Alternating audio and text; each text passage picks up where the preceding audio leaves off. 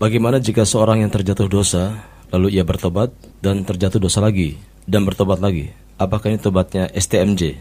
Wallahu a'lam artinya.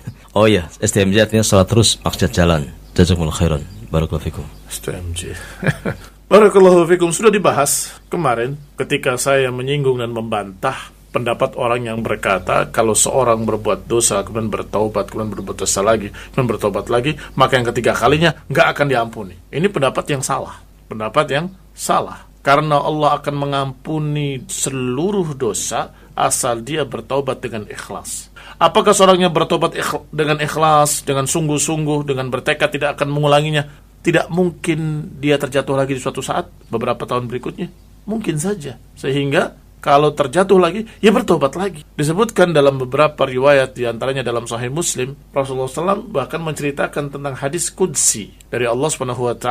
Ketika seorang berdosa, kemudian bertobat padaku, maka kata Allah, hambaku tahu kalau aku maha mengampuni. Aku ampuni dia. Ternyata berbuat dosa lagi, kemudian bertobat lagi, maka Allah katakan, dia hambaku tahu bahwa aku maha pengampun. Berbuat lagi, dan kemudian sekali lagi begitu lagi, bertaubat lagi, Allah katakan hambaku tahu. Sampai kemudian yang setelah yang ketiga kali, Allah katakan bahwasanya hambaku tahu bahwa aku maha pengampun, silakan berbuat dosa akan aku ampuni. Ini memang hadis yang seperti ini atau semakna dengan ini tidak bisa dipahami sendirian. Nanti akan menjadi murji'ah, bebas berbuat apa saja, gampang istighfar. Bukan seperti itu. Maknanya kalau dia orang yang beriman kepada Allah, orang yang yakin kepada sifat-sifat Allah dan nama-namanya, dan di antara sifat afuwun ghafur, artinya orang ini memiliki iman, dan orang ini memiliki satu ketakwaan atau satu keimanan dalam hati terhadap Allah SWT,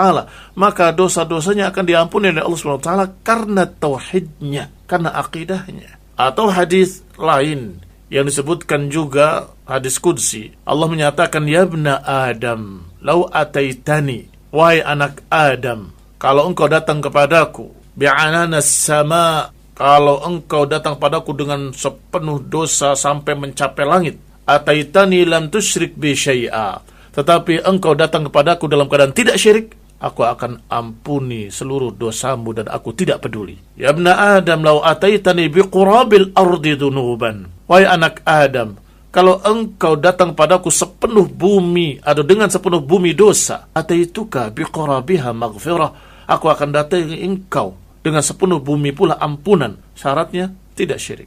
Di lafaz pertama syaratnya tsumma astaghfartani, kemudian engkau meminta ampun padaku. Syaratnya masih dia tetap meminta ampun, tetap meminta ampun.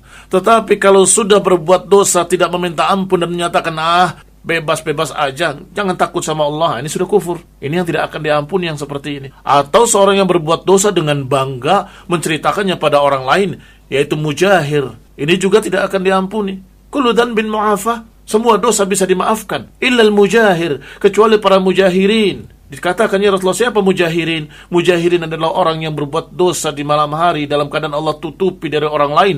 Tiba-tiba dia siang harinya berbangga dan menceritakannya pada manusia. Aku berbuat begini, aku berbuat begitu. Sehingga kalau dia jatuh dalam dosa, bertaubat, dan jatuh selagi bertaubat lagi, dan bertaubat lagi. Kalau dia sungguh-sungguh bertaubatnya dan bertekad tidak akan berbuat lagi, ternyata qadarullah, dia terjerumus lagi, maka yang ini bisa diampuni dan biasa. Artinya perkara yang lumrah manusiawi. Tetapi kalau STMJ yang kata penanya sholat terus maksiat jalan, artinya sudah ada sesuatu yang hilang dari orang tersebut. Apa yang hilang dari orang tersebut?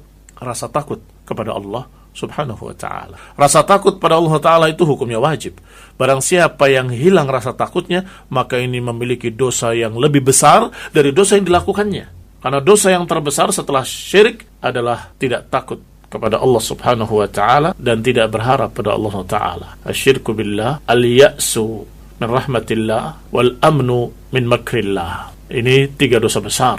Pertama kesyirikan, kedua putus asa dari rahmat Allah, berarti tidak berharap. Yang ketiga, al-amnu min makrillah, merasa aman dari azab Allah, yang tidak takut dari azab Allah. Ini dosa-dosa besar. Assalamualaikum warahmatullahi wabarakatuh. Kita mengharapkan pada Allah Ta'ala as-salamah wal afiyah wal hidayah. Allah Ta'ala alam.